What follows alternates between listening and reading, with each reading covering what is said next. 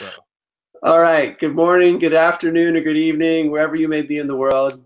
It's Friday, and you know what that means, Free Hands Friday.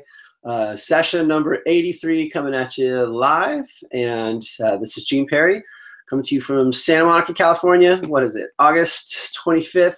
And our very special guest today is Cody Fields. Hi, Cody. hey, how's it going? Good, man. Thanks for taking time. I'm so excited to talk to you. Even before we were just getting ready, I was like, oh, man, I was hearing all these great stories that you had to tell about the acquisition of Nose Pedal and the origins of Westminster Pedal. I'm not quite sure where to start. So why don't we just, Sure. I'm just going to kind of hand the conch off to you. And I kind of want to hear a little bit about how you got started maybe with the Westminster pedals. Yeah, since I was the one who actually founded Westminster Effects 2.5 years ago, I was working at an advertising agency, running social media, doing blogging stuff, and that went sour. Went very sour very fast, and I bailed on that job pretty hard with the intention, and I had a couple things lined up, like going freelance and all that. But I've always been a DIY guy. So in the meantime, I got a kit from General Guitar Gadgets to build a Blues Breaker clone. And I was like, well, that was fun. Let's do that again. And Can I stop you right there? How old are you, man? I'm sorry. Like, how old are I'm you? 30. Believe it or not, 30 going on 17. Yeah, you get yourself busy. It's great. Yeah. So, yeah, I guess the lip ring and then the fact that I've got the hat on is covering up the hair that is rapidly going gray at the ripe old age of 30. So I built that one, and then I got a friend to basically cover parts, and I built us reverb pedals, and I was like, this is a lot of fun, and I can probably make a little money off this. So I combined, a couple passions, with this goofy theology church history theme, because it's just got this rich, colorful history. Combine that all with a little bit of sarcasm, and just rolled from there. Nice. Yeah, I was watching your video on the Luther, which I was like, Yeah. I was like, oh, this is so much fun. It's like each pedal has, and each character throughout history adds so much color to the pedal. Yeah, and I've got this one here, the Piper Drive was pretty much the flagship. It's a super low gain kind of first stage type of thing, and it's the only one that, and not to wax too theological on a Chapman stick podcast, it's the only one that's named after someone who is alive that I'm not making fun of. After John Piper, and he was actually in town going on 2 years ago now, and I gave him a prototype. Really? And dude's 70 years old and little guy, and he just held it in both of his hands almost like it was a bomb, and he's like, I don't know what to do with this.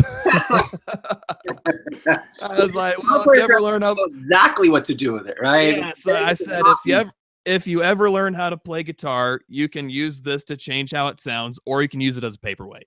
Nice. Or you can maybe put a pencil on the top. Maybe you can just kind of put a little pencil on the top, and it could be like a pencil holder, right? Yeah, there you go. So then along comes Nose, right? So along comes this opportunity. And you've got your own company, and things are going well. Mm-hmm. And we've looked at your, what I might do is I might just see if I can share my screen here and see if we can browse out to that really quickly. So I'm looking at the Westminster Effects page right here. So you can see the screen here and all the wonderful pedals that we have here. And what is the latest, and what is the one that's coming? Or can you tell us a little bit about what's coming up? The newest one is called the Chick-fil-A.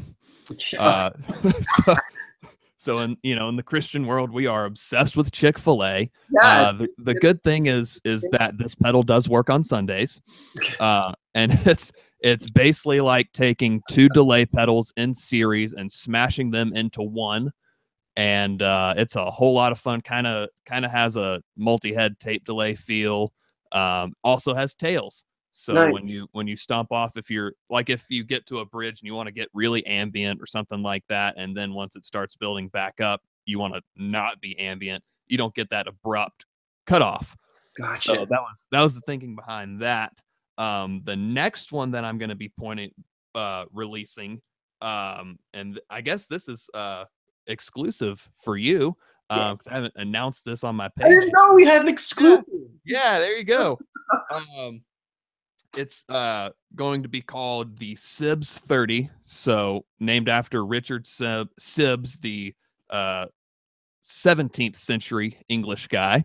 And it's going to be a Vox AC30 sim.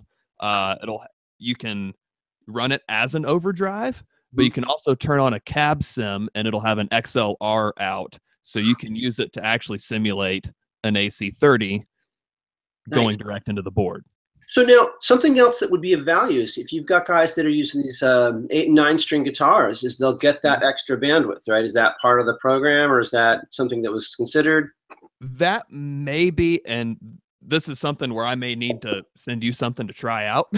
Sure. Well, yeah, I mean, yeah, because I do have lower gauge strings, but I suppose that's something I've heard, is that a lot of these guitar amps can't handle those lower frequencies, and so. They got like Carnival is a band that I really like, and he's like, oh, I always have to have one that goes to the board because the guitar amps are just kind of emulating this sound. They're not actually playing it the way it needs to be heard. Right, and that might be something where we need to A/B between the Sibbs and then the Wittenberg preamp, which was developed specifically with acoustic and bass in mind, with those lower frequencies. So it could go either way. We might have couple different options for the Chapman stick. Oh, that's so cool. Yeah, well, that's as long as we're talking about the stick, I'm going to go ahead and just kind of give a plug for pedals that I've had. Now, 2 of the pedals that I don't have currently that I sold. One was the yellow double volume pedal, which was great. Yes. So now, how stickists can use this? So you see this pedal. Imagine that you had basically two knobs this size. And it's basically 2 ins, 2 outs, and they're totally separate, and you can control the volume. So there were 2 volume pedals, and that was a good pedal. I also had a double expression pedal, so that was kind of that darker blue one.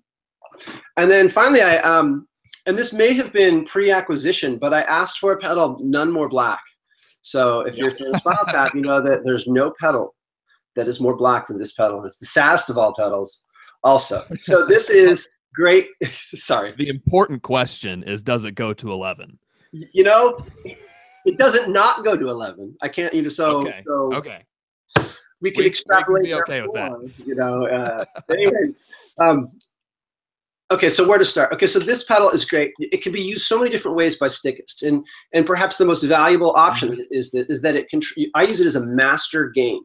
So I run, let's say, a whole bunch of pedals for the bass and the melody side, but then they all come into a mixer. And after you've got 3 different channels that are mixed down to just basically left and right, you go through this. And then this is the last pedal in your chain before you go to the amp, so it can get really quiet really fast by hitting the mute button. So I love that feature. So this basically becomes more of like one pedal to rule them all. So like and it can get really quiet, and then this adjusts the volume for both sides. So that's how I use this pedal. And I was gonna sell it, and then I was like, no, I'm not gonna sell this pedal. It was crazy to sell. I like that pedal. So then this is my pride and joy right here. So this is the Little Red Rocket, and this was one that you made for me. And I told you, I remember telling you, I was like, we were talking about the art, and I was like, never been crazy about the little faces, but I really wanted, like, I loved the art. I was like crazy for the little faces, and then I wanted the little faces and the eyes and the nose. This one has 2 lights on here that indicate whether it's on or off. It has a single volume knob, and then it has 2 switches here. It has ins for the melody side on this side and out from this side. It has ins and outs for the bass right here, and then it has a single loop. So this pedal, okay.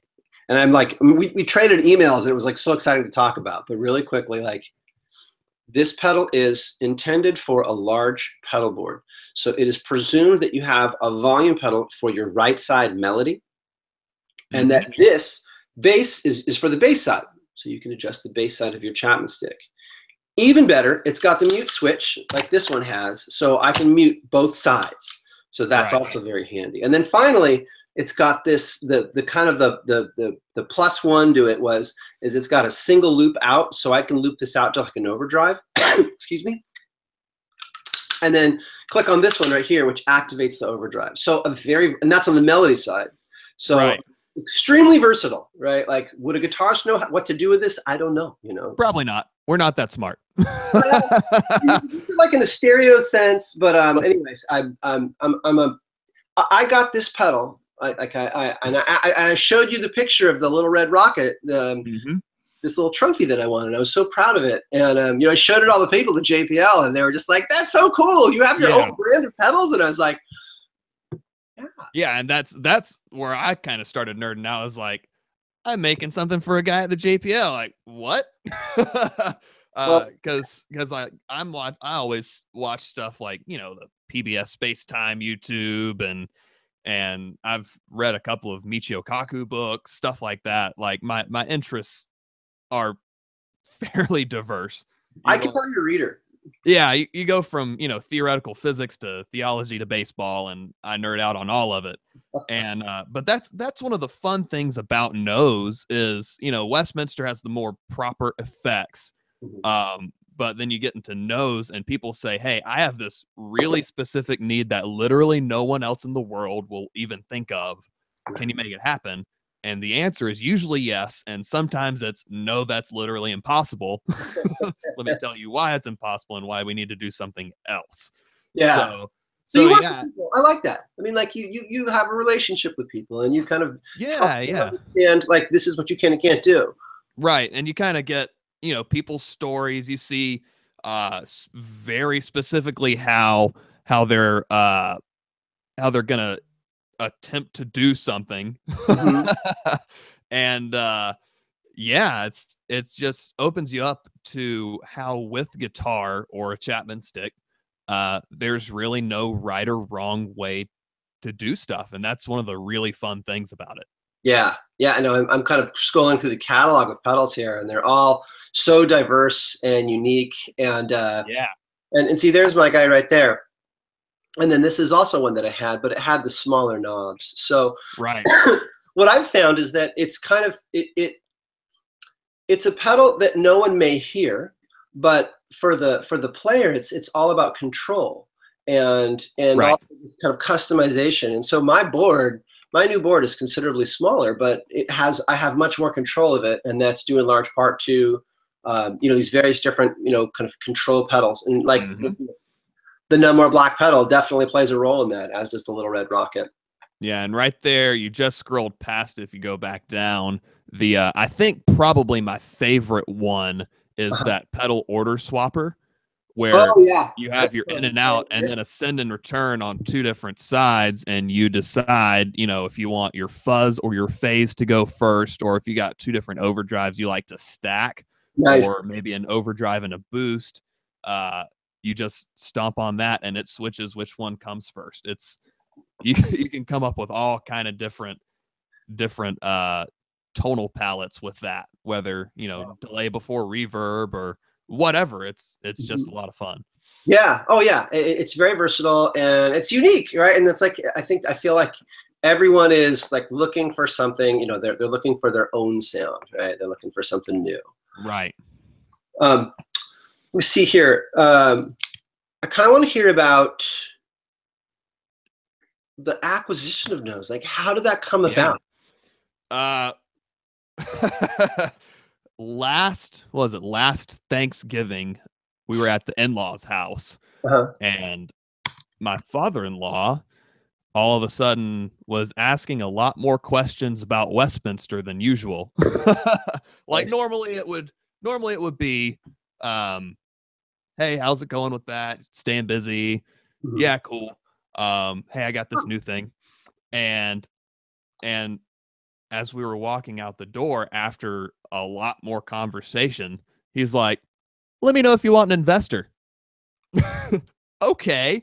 So that was fairly terrifying and encouraging at the same time. He kind of called your bluff. He's like, ready? Yeah. So I had bought a volume pedal from Aaron, from Nose Pedal, when Aaron was the only guy, and now he's still around, just in the background, and I'm doing all the day-to-day now. So I was kind of derping around on the interwebs, and was looking at the Nose website, and I was like, oh, it's for sale. Really? So yeah, so he had put up a blog, and make a pretty long negotiating story short, we ended up negotiating, hey, basically we're going to buy the majority of it and merge with Westminster, so it's all technically one company with two brands. Right. And eventually that'll end up with, hey, get a pedal board and a volume pedal from Nose and all this other stuff from Westminster, and we'll sell it as one big bundle. And yeah. Oh, that's great. Yeah, like yeah. that, We yeah. didn't talk about the boards. The boards that Nose Pedal are doing are fantastic. So Yeah. we're almost at time, but I do want to. I was kind of curious how that happens, and now I do recall seeing something about Aaron having the site up for sale. That I'm recalling that. Before we go here, because I am kind of a I do like just like pedals. Working on pedal boards is kind of like model trains to me, like back in the day, right? It's just, yeah, it fulfills a different kind of need for me. I mean, yeah, it's something that you play through, but it's also something kind of technical that's fun to build. It's a lot like Lego, and some of these cases that you guys are doing are just gorgeous, and the feel, the look and the feel is so just classic American styling, I guess. I mean, yeah, and it's one of those things where we're trying to make it look as classy or as fun as possible, because we've gotten some pretty crazy color combinations. yeah. Where if you look in the if you go to the View custom boards link, you're on the briefcase series, the custom one is where it really gets crazy. Like you got purple and silver, and Oh yeah, look at that. and Look, yeah, yeah, that's a beauty. yeah, we're exploring ways to kind of expand even more the custom options. But you see, you got power and then ins and outs built in and all that kind of good stuff. And we can do road cases and etc. Yeah. But yeah, that's a lot of fun. My friend Matt builds these pedal boards, and he's one of those guys that just does whatever he wants, and when he does it well. Oh yeah, I mean, just look at that board. It looks like a '63 Tweed. That's like right, in and pedal board form. that's what we were going for. Yeah, it's working. Yeah, I really think it's so unique and it's so stylistic, and because anyone can make a pedal board, right? And it just feels like, why not add an element of style or have something that's unique that you can make it pretty.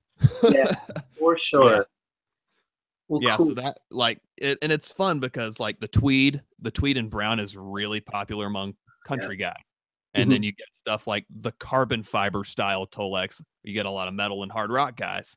So any kind of genre can say, hey, I want something that specifically fits me. And then we've done custom in and outs where I had like 6 jacks and cables that I wired up as one of the first pedal boards that we built after the merger. So that was, and then it went to Australia. That one for you. He's like, oh, I got something for you. Yeah, and then it went to Australia. So that was pretty cool. Yeah. Oh, that's cool. Hey, listen here. We're at about time, Cody. Yeah. So I really appreciate just getting a few minutes of your time. We're going to share this with the Chapman Stick world in a few minutes here, but I really enjoyed getting some time with you and kind of just putting a face to the name and to the really fine products that you've been delivering and continue to deliver. I want to check back in and hear a little bit more about Westminster, probably next month, if that's cool with you, if you're around. Absolutely. Always game to come back on. Cool. Listen, thanks again for joining us. I hope that you have a great Friday and a great weekend. And what I'll do is I'll send you an invite out into the Stickist, and you can hear some of the comments from the guys that will be watching the video. Yeah, sure. That sounds great. Cool. Take care, Cody. Thanks. You too. All right. Bye-bye.